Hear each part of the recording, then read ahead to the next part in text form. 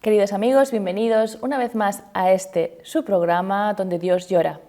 Egipto es un país conocido por las pirámides, por la cultura faraónica, pero pocos saben las profundas raíces cristianas que existen en este país y todavía menos se conoce el sufrimiento de los cristianos allí. Tenemos hoy con nosotros al padre Pereira del Instituto del Verbo Encarnado, argentino que ha pasado 7 años de su vida en Egipto. Padre, muchas gracias por estar aquí hoy. Gracias a ustedes. Padre, vamos a empezar porque Egipto a veces es un país que se conoce mucho por el turismo, pero poco, dijéramos más, la tradición que hay detrás y todavía menos, como he dicho, la cultura cristiana. Vamos a comenzar con un vídeo, un breve reportaje que hemos preparado que presenta un poquito tanto la convulsión política que ha habido en los últimos años como la cultura cristiana. ¿Cómo no?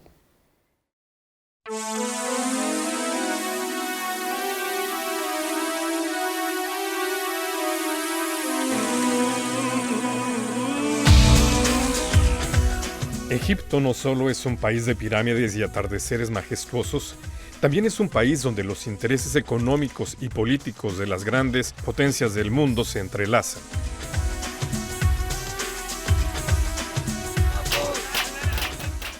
El levantamiento popular, conocido como Primavera Árabe en enero del 2011 en El Cairo, ha llevado al país hacia un futuro incierto cada vez más polarizado entre los islamistas radicales y las fuerzas seculares.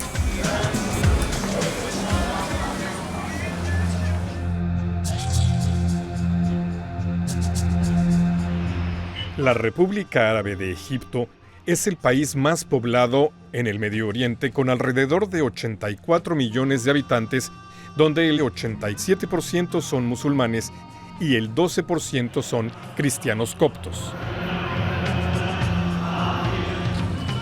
La población es altamente urbanizada y está concentrada principalmente a lo largo del río Nilo y su delta y cerca del Canal de Suez. El 60% de los habitantes de Egipto son agricultores humildes que llevan una vida sencilla en simples casas de adobe.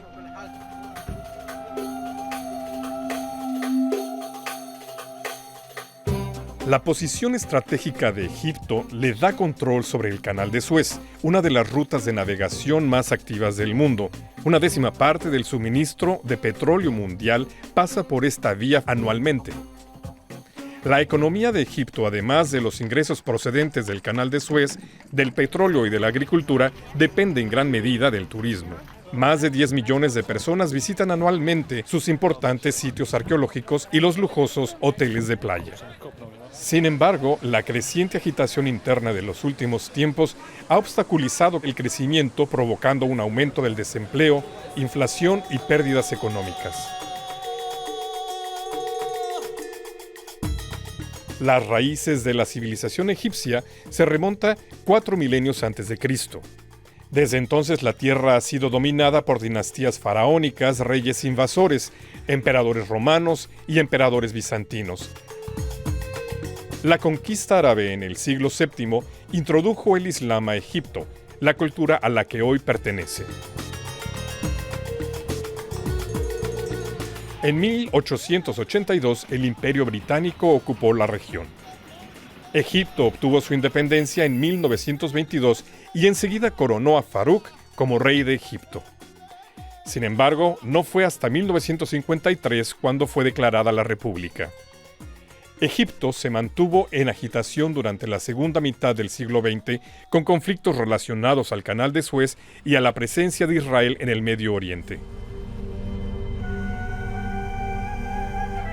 En 1981, durante el desfile anual de la Victoria, extremistas musulmanes radicales de Al-Jihad, un grupo escindido de los hermanos musulmanes, asesinó al presidente de Egipto, Anwar Sadat. Fue sucedido por el vicepresidente Hosni Mubarak. Él introdujo de inmediato el estado de ley marcial que se mantuvo en vigor hasta el 2011, cuando se cumplieron 3 décadas de gobierno de Mubarak con el inicio de la primavera árabe. Los hermanos musulmanes, en contraposición a las tendencias de secularización y pretendiendo introducir una ley basada en la Sharia, tomó las riendas del Estado en 2012. Después de un controvertido año en el poder, Mohamed Morsi, el primer presidente democráticamente electo de Egipto, fue derrocado por el ejército tras las manifestaciones en todo el país. Mientras el país parece estar dividido entre 2 facciones, los ciudadanos están luchando por conseguir una estabilidad y una recuperación económica, ya que ahora se enfrentan a un futuro incierto.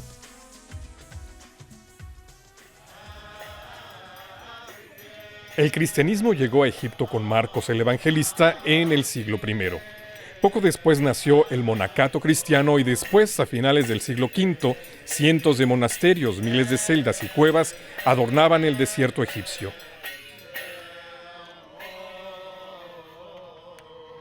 Los coptos, descendientes de un pueblo antiguo que habitaba el valle del Nilo mucho antes de la conquista árabe, eran ya cristianos y lo siguen siendo en la actualidad.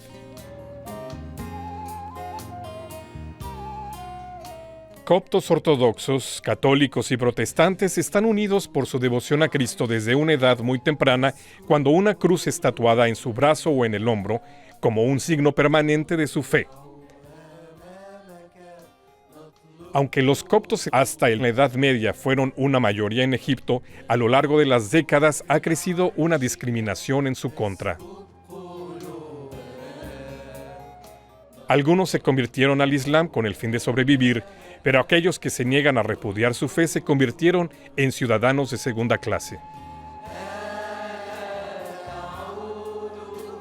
La aparición del Islam fundamentalista en los años 70 originó sucesivas olas de persecución a los cristianos. En 1980 una cláusula se añadió a la Constitución: el Islam es la religión del Estado, el árabe es el lenguaje oficial y la Sharia islámica es la principal fuente de sus leyes. Desde 1981 a la actualidad, los ataques de los fundamentalistas a coptos han provocado la muerte de cientos de personas y la destrucción de cientos de viviendas, iglesias y tiendas. Los próximos años presagian un periodo difícil para los cristianos de Egipto, limitados para encontrar trabajo o para cultivar campos, testigos de una presencia islámica cada vez más dominante, marcada por la construcción de nuevas mezquitas cada mes. Muchos cristianos buscan libertad en el extranjero. Se estima que el número de los cristianos que han abandonado Egipto desde la caída del régimen de Mubarak alcanza alrededor de 100,000. Muslims, the Salafists, they think that only Islam should be in Egypt. All Christians must go away, and they asked us, go to Canada, to America, you have all visa. And we told them, no, it is our country, we are staying here because we have a mission to make peace and dialogue with the others and accept the others, and we try to do it.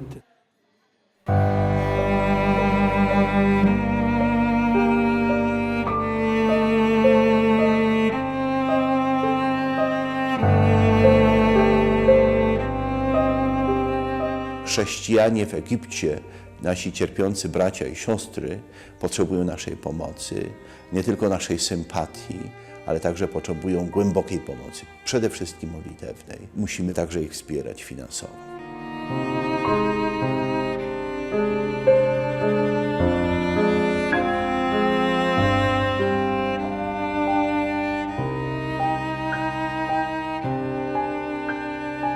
Padre, estamos aquí de vuelta. Como hemos escuchado en el vídeo, en el reportaje, los cristianos hoy en día son una minoría de un 12%. Todavía es bastante para la gran población que es Egipto, porque es el país más poblado de todo el Medio Oriente. Sí. ¿Cómo es la situación? Primero, ¿por qué les llaman coptos? Porque a los cristianos, sean ortodoxos o sean católicos, se les llama coptos, pero tiene un significado muy histórico esta palabra. Sí, tiene un significado muy histórico. Es una... bueno, la palabra viene justamente de Egipto o egipcio, porque la lengua Copta es la lengua de los faraones, en definitiva.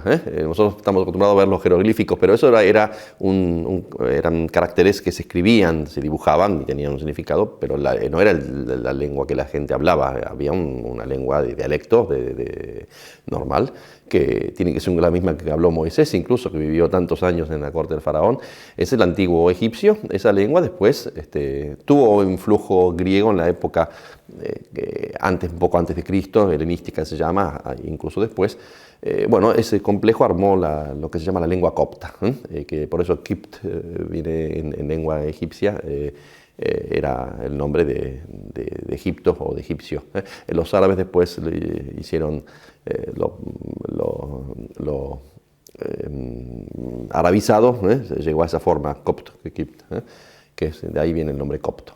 Claro. Pero, O sea, que es decir, cuando llegaron los árabes musulmanes, empezaron a llamar a los originarios del país coptos, exactamente, sí. que eran cristianos. Sí. Y de ahí se ha quedado siempre... Por eso se asocia el copto con lo cristiano, exactamente. La cultura copta es la cultura cristiana de Egipto. Pero es la cultura original de Egipto, secular, que además ellos mismos dicen somos descendientes de los faraones, lo cual es cierto, ¿no? Porque era la gente que vivía ahí. La raza incluso uno nota que no son árabes como de Arabia Saudita o del Golfo, ¿no? Es otra raza muy particular. Uno va a ver las pirámides o sobre todo en las tumbas, esos dibujos que hay de los antiguos egipcios, y este tipo de rostro es muy común verlo en la gente, ¿no? Porque es la misma raza. En realidad, la gran mayoría de los cristianos son ortodoxos, y la Iglesia copto-católica comenzó muchísimo más tarde en relación con los faraones, de lo que estamos hablando, ¿verdad? Y es una minoría muy pequeñita. Sí. Entonces, como decía, más o menos, cerca quizás de un 12% de coptos en total, ortodoxos. Sí, que no es lo mismo que ortodoxos rusos, como nosotros decíamos, ortodoxos griegos. Ellos son ortodoxos coptos, es otra, porque hay un patriarca que lo llaman patriarca de Alejandría, aunque vive en el Cairo, ¿no? Propio, en una iglesia propia, hacia más o menos siglo XIX, principios del siglo XIX o fines del XVIII, como ha pasado en otras comunidades orientales, algún obispo de estos se ha convertido al catolicismo, y entonces esto permitió que poco a poco se fuera fundando una iglesia copto-católica. Se conservó el rito copto, ¿no? la liturgia propia, durante un tiempo la lengua también, pero unido al Papa de Roma, que el Papa se dice que le da la comunión, o sea, el patriarca le pide estar en comunión con el Papa se la concede, pero conserva su estructura propia como iglesia oriental, que se llama. Padre, una característica muy propia de los coptos, de los cristianos en general en Egipto, es el tatuarse cuando son chiquititos, cuando son recién nacidos, incluso una cruz que se tatúan en la muñeca. Esto debe ser muy impresionante en un país que además ser cristiano no es fácil. Claro, exactamente, sí. Es un signo que lo tienen muy arraigado, no es una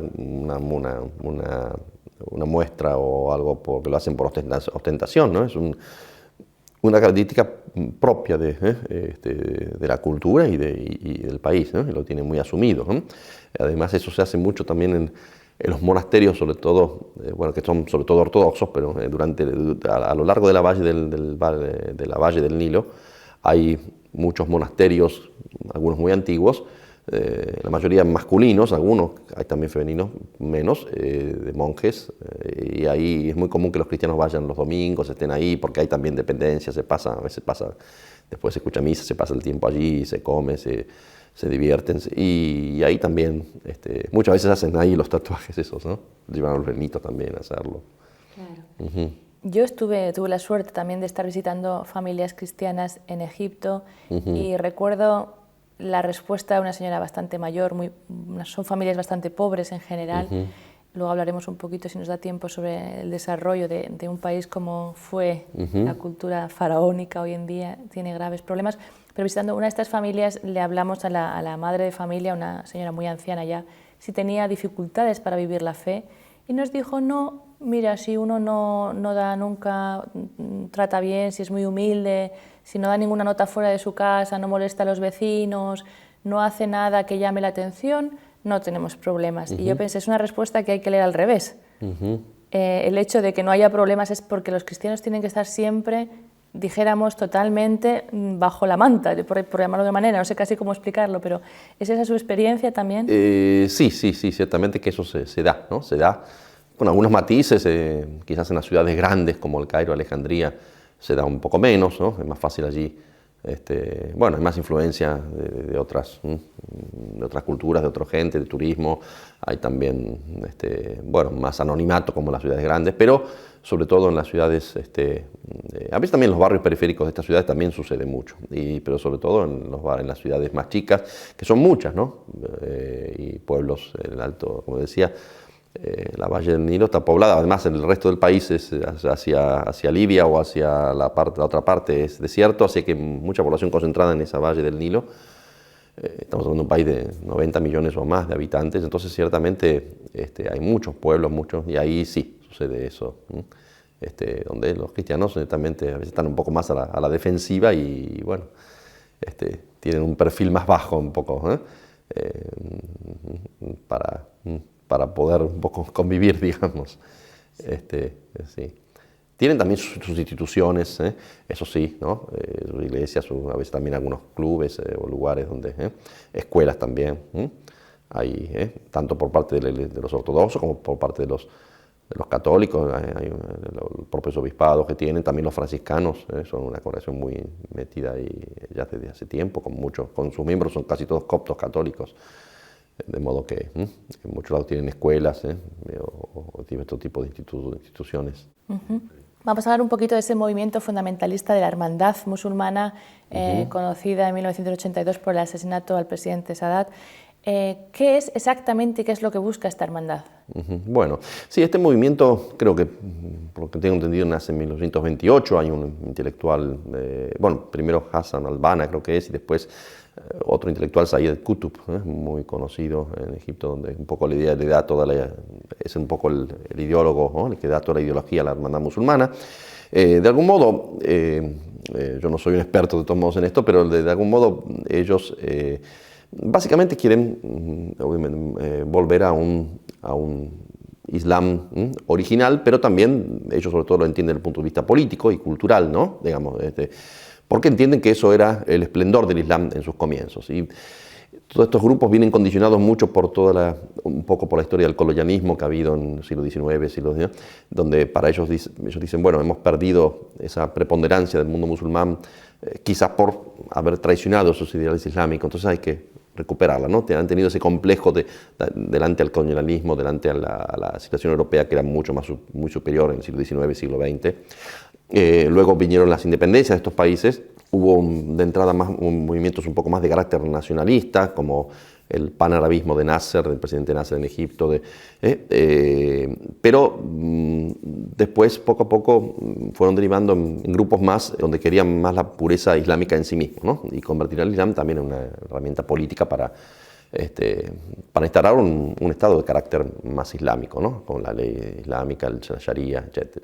De todos modos, no es lo mismo que el actual ISIS, ¿no? Evidentemente este movimiento siempre ha pretendido hacer algo más legal, ¿no? Digamos, ¿no? Llegar al gobierno por medios más legales y establecer un régimen menos militar, pero de todos modos siempre con una carga ideológica muy importante, ¿no? Y cuando han podido, con Egipto, cuando llegaron al gobierno, han comenzado a islamizar mucho, ¿no? Los medios de comunicación, fue muy notable eso, ¿no?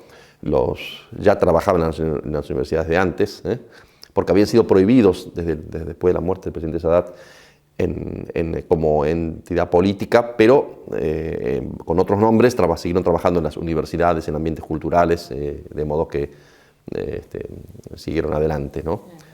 Así que querían sobre todo tomar la hegemonía cultural y bueno, para llegar también luego política del país. ¿Y lo consiguieron después del derroque de Mubarak? Sí, de Mubarak, sí. ¿Y usted estuvo antes y después, me creo, en el sí, país? Sí, antes estuve viviendo, después estuve de visita. Y creo que, vamos, lo que nos han contado, por lo que hemos visto, el cambio, sobre todo para la minoría cristiana, o para los cristianos, fue enorme. Sí, fue notable, también para mucha otra gente musulmana, un poco porque, bueno, digamos, mucha gente al principio participó en todo ese movimiento que quería más libertad después de del régimen de Mubarak, lo que se llamó esa revolución árabe. Vera. Pero poco a poco esa revolución árabe de los jazmines que decían, de los que querían más libertad, no estaban tan organizados, ellos fueron copados por la hermandad musulmana, que estaba muy bien preparada. También hubo cosas ahí, digamos, más extrañas, ¿no? Porque de hecho cuando la hermandad musulmana pudo, se liberaron gente de las cárceles, ¿no? Que estaban también prisioneros por otro tipo de delitos. Y bueno, mucha esa gente después accedió un poco al grupo dominante, ¿no? Así que estos después coparon un poco la revolución, y por eso después hubo mucho desencanto con ellos también, ¿no? Incluso por parte de mucha gente musulmana, ¿no? Por el tipo de gobierno que comenzaron, ¿no? Que encararon. Mucho menos democrático, más cerrado. Sí, más cerrado, y también con una islamización fue muy notable en los medios de comunicación, obligaron a aportar el velo a las conductoras, a las locutoras, y también creo que se dio mucho a nivel de universidad, a nivel de otras tipos de instituciones, ¿no? Sí. Además de otro tipo de problemas económicos. ¿No? El turismo también descendió, que es una de las fuentes más importantes para Egipto. Y Exacto, creo que... sí. Fue también un cierto clamor popular yo estuve ahí cuando ya poco tiempo antes que el presidente Mursi fuera destituido, y realmente había un sentir popular muy contrario, ¿no? Al presidente. Sobre todo la gente de las grandes ciudades, que son muy grandes, Alejandría, El Cairo y otras. Gente que de algún modo tiene más acceso a los medios de comunicación, a informarse, estaba realmente muy, muy cansada de todo eso. En el reportaje hemos visto un poquito también los ataques que hubo a comunidades cristianas. Lo que creo que no se explica mucho en el reportaje y que también hay que contar es que hubo también comunidades musulmanas que salieron a ayudar a los cristianos. Sí, las hubo. Digamos, es una realidad muy polifacética, ¿no? La realidad de Egipto, en concreto, en Medio Oriente, en concreto también, ciertamente que se da también eso, ¿no? Sobre todo estos grupos más fundamentalistas eran de dos tipos, un poco la hermandad musulmana y los que llaman los salafitas, ¿no? Que de algún modo responde a un tipo de ideología más afín a lo que es el gobierno de Arabia Saudita y algunos países del Golfo, ¿no? Donde también buscan un Islam ya radical.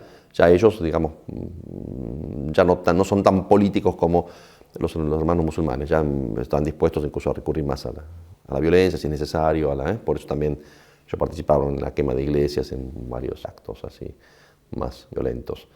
Después hay otros grupos de gente distinto, quizás que no responde a grupos tan organizados, pero bueno, evidentemente no comparte todo ese tipo de... Uno lo ha escuchado directamente de gente que no comparte todo ese tipo de ideología, ¿no? Y se oponía a todo eso. Claro.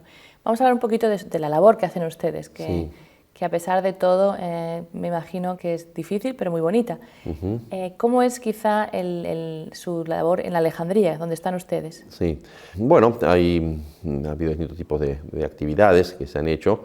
Al principio se comenzó más estudiando la lengua árabe, ¿no? O sea, ahí había una famosa escuela de los combonianos que todavía existe para aprender la lengua. Después nosotros, con el tiempo, empezamos también con un proyecto de una pequeña escuela de árabe para los misioneros, ¿no? También un pequeño centro de estudios más sobre el diálogo interreligioso, sobre el ecumenismo.